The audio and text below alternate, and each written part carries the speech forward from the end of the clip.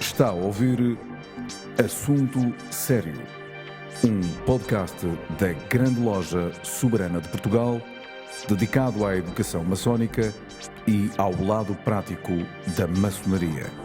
Levamos a todos vós um programa para maçons e não maçons, onde serão abordados temas maçónicos e profanos numa perspectiva maçónica.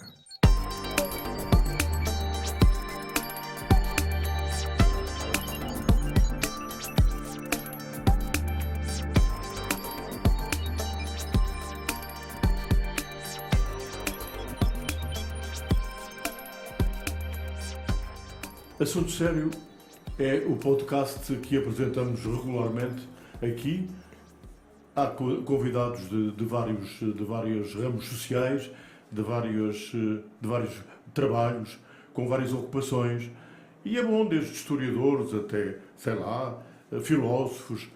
Ainda há pouco tempo tivemos o prazer de ter aqui o professor Manuel Gandra. Hoje vamos mudar um pouco, digamos que a estética do programa e a orientação também deste podcast. Vamos falar com o primeiro campeão olímpico do desporto em Portugal. Estou a referir-me a Carlos Lopes. Ele está aqui, como sabem, é natural de Viseu, começou no Lusitano de Vilmoinhos, depois distinguiu-se no Sporting Clube de Portugal e foi, como sabem também, campeão olímpico da maratona em Los Angeles, em 1984, foi medalha de prata nos 10 mil metros em Montreal, em 1976, prova que eu tive o prazer de relatar para a rádio, campeão mundial de corta-mato em 76, 84, 85, medalha de prata em 77 e 83, ex-recordista mundial da maratona, é algo que está no palmarés deste campeão único. Ex-recordista de Portugal dos 3.000, 5.000, 10.000, 2 milhas, 9 vezes campeão de Portugal em pista, 10 vezes campeão de Portugal de corta-mato. E eu iria preencher este podcast dizendo os títulos que este homem ganhou. 34 vezes internacional, 3 vezes vencedor da Taça dos Campeões Europeus de corta-mato. Enfim, eu nunca mais acabar de referências elogiosas em relação ao Carlos Lopes. Carlos, dá muito trabalho ser campeão, não é? Mas o talento faz a diferença. Eu penso que o talento, sem talento, dificilmente nós conseguimos fazer coisas importantes. O talento, trabalho e acima de tudo, ter uma filosofia de grandeza, acho que começa por aqui a nossa capacidade de nos distinguir dos outros. E, naturalmente, que a minha vinda para o Sporting fez a diferença. Fez a diferença porque o Sporting tinha, na altura, só a melhor escola de meio fundo, em que me deu todas as condições, as que havia, não eram todas, mas aquelas que havia, que eram muitas, e como o melhor técnico que existia em Portugal. O melhor técnico, não tecnicamente, porque havia outros muito iguais, como o Rodrigo Costa e o Eduardo Cunha, daqueles com mais estive de perto e persegui e segui os seus ensinamentos, mas, acima de tudo, o Ministro Pereira, pontual, era um homem de uma pontualidade extraordinária. Distinguia-se dos outros por aqui. Mas ele exigia muito trabalho também. Eu não creio. Não? Não, porque, acima de tudo, a sua maneira de estar na vida, a sua forma de conseguir os seus objetivos sem ofender ninguém, distinguia-se. E nós aprendíamos a maneira correta de estar na vida. E sabíamos que, sem trabalho, dificilmente conseguíamos atingir os nossos fins. Logo, e depois é assim, o Sporting é um clube muito grande e tem a dimensão de grandes campeões. E aquela camisola, quando se veste, ou se tem ou não se tem categoria. Responsabilidade. É a responsabilidade em cima de nós, mas que nem todos conseguem, mas que para mim a responsabilidade era mínima. Porquê? Era mínima porque Eu também queria ser melhor que todos os outros. E trabalhava para ser os melhores que todos os outros.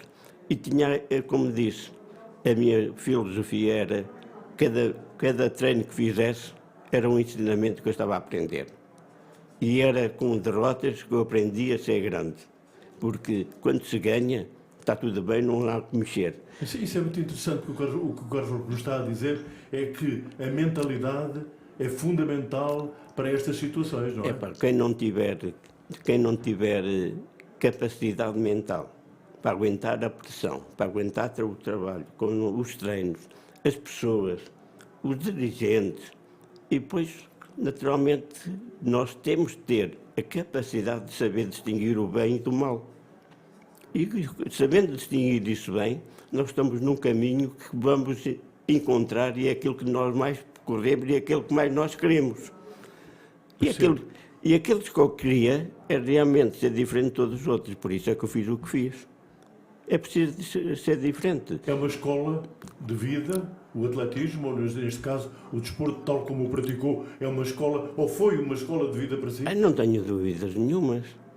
A de lidar com tanta gente, com tantos atletas, com tantos dirigentes, cada um com a sua maneira de estar na vida, com a sua percepção de ver o desporto, nós temos que saber distinguir as coisas corretamente.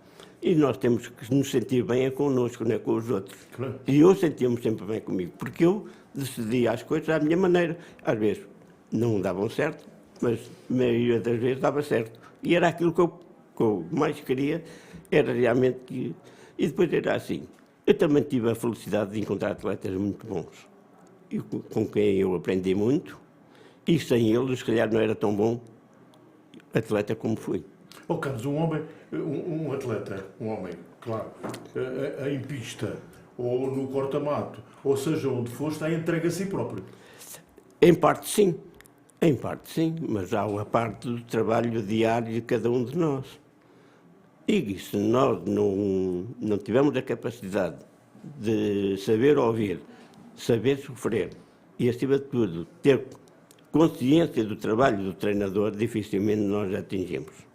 Portanto, eu costumo dizer, o desporto é tudo muito bonito, às vezes nós complicamos, não é? Mas sabendo agir em conformidade com todos, as coisas se tornam fáceis. Eu posso lhe dizer que fiz o alto rendimento em anos muito complicados. Desporto em Portugal havia o quê? Antes do 25 de Abril? Nada. Era uma carolice autêntica. Era preciso ter muita coragem para se fazer desporto em Portugal. E eu acho que depois também tive a felicidade de estar o 25 de Abril e aí as portas abriram-se e nós demonstramos aquilo que realmente éramos capazes. O que é isto de ser o primeiro campeão olímpico português em atletismo? O ser primeiro é sempre o primeiro. O primeiro é sempre o primeiro, mas é assim. Eu tinha consciência do meu valor, tinha consciência do valor dos meus adversários, tinha consciência daquilo que era capaz e, acima de tudo, eu era uma pessoa, não era muito extrovertida, era uma pessoa muito pacata, mas com a consciência que tinha daquilo que eu queria e daquilo que eu podia atingir. E trabalhava imenso para que isso fosse possível. Portanto, eu mesmo com grandes vitórias, eu não me sentava às sombras da bananeira. Continuava cada vez mais a lutar, porque só assim era possível. Só assim era que eu atingia esses valores. E depois é assim, ser o primeiro é uma coisa extraordinária, mas nunca me viram a expandir muito aquilo que me ia na alma. Mantinha o meu equilíbrio, porque o equilíbrio é que faz parte, é a parte essencial do desenvolvimento de cada um de nós. É verdade, tem razão. Em tudo na vida. Em tudo na vida. E, portanto, eu depois tive a felicidade de encontrar uma família que me ajudou imenso. A minha mulher era pai, era mãe, porque ela também fez atletismo e sabia a dificuldade que existia. E logo me dava a liberdade para eu expandir aquilo que ia na minha alma. Já que falou em família, Carlos Lopes, a família é essencial para que um homem consiga ser um campeão como o Carlos Lopes foi? Naturalmente que sim, quando a gente tem consciência daquilo que temos em casa, quando temos a capacidade de perceber a forma como somos acarinhados, eu acho que isso é meio caminho andado. Não vale a pena. Agora, se andamos sempre às regatas, andamos sempre com a cabeça louca. Como é que vou resolver o problema? Aqui era um descanso. É um descanso. Por isso é que o Carlos me está a dizer que a mente é fundamental. Se Claro. uma pessoa com uma boa mente ajuda a que o corpo responda. Não só responde, como ao equilíbrio das coisas. Sim, tem razão. Tem razão. E, portanto, eu acho que eu fui. Agora é assim. Tu fui feliz, mas é preciso também entender bem as pessoas com que nós nos lidamos diariamente. Porque se nós não formos capazes de ser um bocadinho fortes mental e também ter alguma exigência, dificilmente há o equilíbrio. Recordista da maratona. O que é que isto significou? Antigamente não havia recordes da maratona, de repente houve. Não, já havia. Agora, não era muito considerado, mas depois chegaram à conclusão, porque era uma prova, desde que tivesse a distância correta, as coisas são como são, quer dizer, vale tanto como todas as outras, não é? E, portanto, eu quero dizer que fui pela primeira vez na história, houve um homem que baixa das 2:08. Fui eu. Aliás, e só não fiz menos uns 20 segundos, porque não quis. Sim? Não quis. Achava que ainda podia fazer mais outra e aí eu ganhava mais com isso. Perdi. Mas não quis para se poupar? Sim. E depois também tive, não é infeliz, mas não tive a sorte de ter ajudas, porque a leve foi só até aos 20 km. Andei 22 km sozinho. É muito complicado, é muito difícil. Complicado, é muito. E para uma prova exigente como é a maratona, não é fácil. Da mesma forma, quando fui para os Jogos de Los Angeles, eu fui só para ganhar. Eu não quis saber de recorde nenhum. A minha exigência era só ser primeiro. Porque era a única oportunidade e a última oportunidade que eu tinha de ser campeão olímpico. E se eu não fosse campeão olímpico, eu digo-lhe uma coisa, era uma frustração tremenda como atleta. Para mim era uma frustração, porque eu sabia que tinha condições e qualidade. Porque já em 76 tinha sido enganado e ali não podia ser. A história do atletismo diz-me ou diz-nos que o Carlos Lopes foi o último grande fundista branco da história do atletismo. Isto é verdade? Isso depende de cada um e da voz. voz. Depois do Lopes dos africanos? E já havia, não é? Já havia na altura. Sim, agora, eu era um africano branco. Eu era africano branco, portanto, eu mesmo com 38 anos não me considerava um velho. Aliás, a minha ida à Casa Branca com o Reagan foi precisamente dizer aos americanos que uma pessoa com 38 anos, ainda é jovem, ainda pode dar um dom país. Claro. Aí eu dei. Claro que não é fácil essas coisas, a gente diz isso com esta alegria toda, com este prazer todo, mas todos nós sabemos que só com muito trabalho e muito sacrifício nós conseguimos atingir coisas fora do comum. E, portanto, um país que não estava habituado a ganhar, eu dar uma volta quase a 100% no desporto português, eu acho que isso é que é um prazer, isso é que me dá gozo, não é?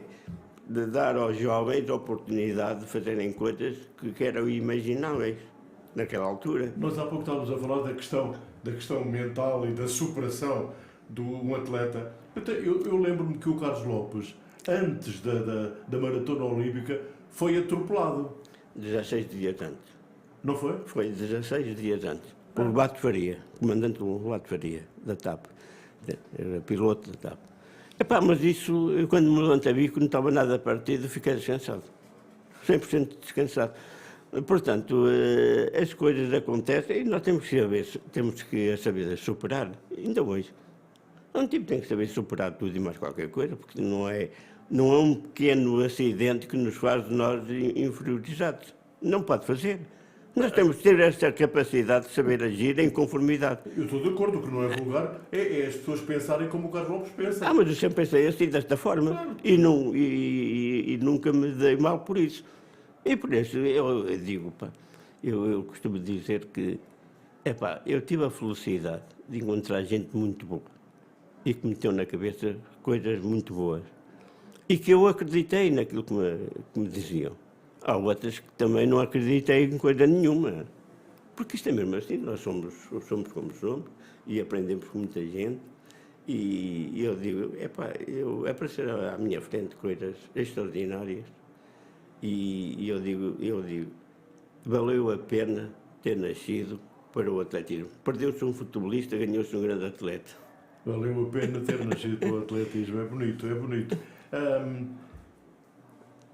Eu bem sei que tudo tem um tempo. A vida é assim, tudo tem um tempo. Mas o que seria o Carlos Lopes nos tempos atuais? Imagine que agora começava a correr. Ia ganhar tudo outra vez? Possivelmente. Com outros métodos, com Muito outros métodos, com outras experiências, com outras condições também, que há, e acima de tudo ter consciência de que se os outros fazem, eu também podia fazer e posso fazer. É sério, eu nunca vi ninguém a pensar, não pode haver ninguém a pensar ao contrário. Nós somos humanos. Sim. E todos nós temos uma forma de estar na vida muito particular. Agora, nós não podemos copiar nada a ninguém. Nós temos de ser nós próprios. Eu nunca copiei nada de treinos de ninguém. Eu fui pela minha intuição. E a intuição deu-me grandes resultados. E, possivelmente, hoje tinha outros, como já disse, outros métodos, outras formas. Se calhar ia contra muitos técnicos que são contrários àquilo que eu penso. Mas isso era um problema deles, não era meu. Claro. Portanto, eu continuo a pensar que agir em conformidade com os momentos que me podiam aparecer ou oferecer. Só houve uma coisa que a mente do Carlos Lopes não conseguiu superar. Foi aquele doping do Lasse Viren. Lembra-se, no Canadá. Mas todos nós tínhamos conhecimento que isso acontecia. Tanto assim que umas horas antes de começar a prova, os atletas de outros países viam assim, Carlos, como é que estás? Eu estou bem. Então eu, claro, faço como quiseres, já ganhaste. Eles próprios diziam isso a mim, portanto, eles próprios sabiam as minhas capacidades. Sim. E eu mantinha o respeito por essa gente. Agora, sim, só tens de ter cuidado e assim, lá se virem. Já sabes, pronto, tudo bem. Portanto, já pode ver que era de conhecimento, mas ganhei. Perdi, Eu sei. Eu perdi, mas ganhei a fórmula de que, e repare, quando foi para ir ao controle de doping, quem é que ia? O segundo, terceiro, quarto e sétimo. E eu perguntei, lá se vê no controle? Não. Então eu também não. Toma lá, isso não. Claro. E o Foster também atrás de mim perguntou porquê que eu estava assim furioso. E assim, olha, o Lácio não vai, eu também não vou ao controle. E ele dizia, eu também não. Foi o quarto, quinto, sexto e sétimo. Mas a partir daí foi obrigatório passar os 3 primeiros.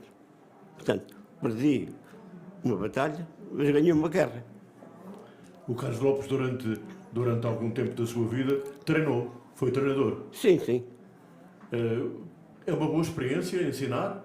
Então, não é. E tinha uma equipa muito bonita, de júniores, cheguei até atletas nos mundiais, tanto de pista como de cross. Mas eu também, vou ser muito sincero, não era, eu inicialmente não estava na previsão de ser treinador. Mas depois houve um miúdo, que foi o Rodolfo Lopes, que veio ter a minha casa, você não sei o quê, tem que me ajudar. E assim também vou-te ajudar. Mas claro, na primeira semana recusei, porque não era para aí que eu estava virado, sinceramente, não estava. Mas depois pronto, depois ele foi ao Mundial, logo nesse ano, de Júnior, no Cross, foi o melhor português. Pronto, e começou aí a criar o bichinho e comecei. E depois fui para o Bolonense, criar uma equipa a sério, onde apareceu o Zé Ramos e outros. grandes atletas do nosso. O meu filho, entre outros miúdos. Grandes resultados que fizeram. E acho que foi uma experiência gira. Sim. O Carlos Lopes é saudosista? Não. As coisas, quando passam, acabou. Não esqueço, como é normal, nada esquece na vida, porque as coisas boas e as coisas más a gente lembra de sempre, das maneiras que se fazem e aquelas que não se fazem, mas eu acho que ganhei mais do que perdi nisso. E, portanto, saudosismo, esqueça, não é comigo. As coisas quando que são feitas, ficam para a história, mas a gente não vai viver disso. Winner of the gold medal, representing Portugal, Olympic champion Carlos Lopes.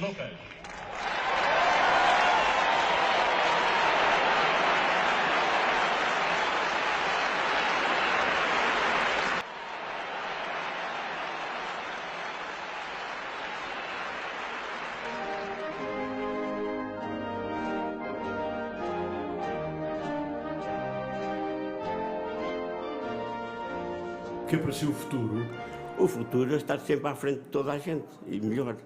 E progredir, não só mental, mas como também poder ajudar em coisas bem feitas e para bem do país. Portugal tem futuro? Então não tem. Estou a perguntar. Então não tem. A gente tem tanta gente boa, miúdos com uma categoria extraordinária, com uma capacidade extraordinária, cada vez maiores, cada vez são maiores, com outras mentes. São verdadeiros cidadãos portugueses e poderão ser muito melhores. Agora, não podemos até o país que temos. Infelizmente não tem ajudado muito. A nossa classe política tem que mudar o sentimento e da liberdade que tem. Eu gosto muito de o ouvir falar assim, porque eu penso igual. Acho que Portugal é um país predestinado. É um país que já nasceu para ser diferente. Desde como conheço e a história de Portugal, diz que nós fomos sempre grandes. Porque acabamos de ser pequenos agora? Não. Bem, jovens. Eu tenho um neto com 11 anos. Aquilo faz perguntas, diz coisas que eu aprendo. Claro. O que me dá um gosto tremendo nisso.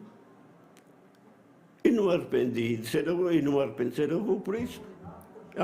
Acho que realmente, aqui é que nasce o futuro. Aqui é que nasce o futuro. É verdade, aqui é que nasce o futuro. Portugal pode ser um país com pouca terra, mas tem muito mar. Pouca terra era o comboio. Pouca terra era o comboio. Agora, não, o país podia ser enorme se nós não fôssemos não fôssemos, não é? Somos extremamente. Eu não queria. Eu acho que Portugal podia ter no mundo um poder enorme. E nós, pela maneira de ser, pela maneira de. Não quero dizer que éramos invejosos, não sei porque. Mas acho que tínhamos realmente todas as condições de ser um país do outro mundo. Com outro mundo. Do outro mundo e com outro mundo. Que bonito, que bonito. Eu também acho, estou de acordo consigo. Como é que passa o seu dia-a-dia? Como é o seu dia-a-dia? Depende, eu não tenho dias, tenho dias em que não me apetece fazer nada, outros. Já tenho 77 anos, já tenho direito a ter algum descanso. Claro que sim. Tenho claro direito que a ter algum descanso. Agora, quando tenho que fazer, eu faço. Seja o que for. Meto a mão e tudo, não tenho problemas nenhuns. Fazer, desde cozinhar, desde limpar a casa, desde de ensinar miúdos a correr, eu tenho um monte de coisas para. Repare, quando fiz o Mundial em Portugal, em 85, quem fez o almoço fui eu, que a minha mulher tremia por tudo que era sítio. Eu fiz o almoço com meia das calvas, com uma tranquilidade tremenda. Nada de saudosismos. Nada. O que é, o que passou, passou. E o que tem que acontecer, acontece. A realidade é a realidade. Agora é assim, tive um problema de saúde. Acha que eu sofri alguma coisa com isso? Não sofri. Olha, então é preciso ser operado. Vamos ver essa coisa, vamos tratar disso. Tem que ser tratado, vamos tratar. Muito bem. Eu sou daquelas pessoas que não vejo não vejo problemas nas coisas que... Nós temos é que resolver os problemas que ainda eles acontecem. Eu acho que o Carlos Lopes é um exemplo. É um bom exemplo. Acho que todos deviam ouvi-lo e seguir o seu exemplo. Porque a vida é isso mesmo. É o que acaba de me dizer. Nada de saudosismo, muito presente e, se possível, olhar para o futuro. Não, mas o futuro, a gente tem que olhar sempre para a frente, não é para trás, porque para trás já foi. Só para ver se vem lá algum adversário. Nem isso. Nem isso. Nem isso. Nunca olhava para trás, pois não? Raramente, pois, claro, quando me precavi, quando era coisas assim muito importantes, tinha que olhar. De vez em quando a gente sente-se lá e tinha que ser. Tinha que acontecer, porque uma vez perdi uma prova por uma vergonha de ter olhado para trás. Perdi. E a partir daí eu aprendi muito. Por isso é que eu digo, às vezes as derrotas são o cérebro do futuro. Sim, sem dúvida. Obrigado, Carlos. Não tem nada a agradecer. Eu é que agradeço por estar uma vez mais perante um homem grande da rádio, um homem grande do país, um homem que realmente fez renascer muitas mentes, não só para o desporto. Obrigado, Fernando. Eu é que te agradeço e devo dizer que estou ligado, a minha história está ligada à do Carlos Lopes, porque no Canadá, em 1976, em Montreal, lá estava eu a fazer um relato da corrida do Carlos Lopes. E bem. Espero bem que sim, tu ajudaste-me, corrias bem e relatava bem. O problema de correr bem é que eu era bom aluno, porque se não fosse bom aluno e não soubesse ouvir, perceber não era tão bom. E pronto, foi mais um assunto sério. Estou muito feliz por ter entrevistado este homem, para além de ser um grande campeão, é um grande português, um grande amigo, um grande homem, com uma mente, não é para brincadeiras. Carlos, um grande abraço. Obrigado também. De eterna amizade. Tá, obrigado. Muito obrigado.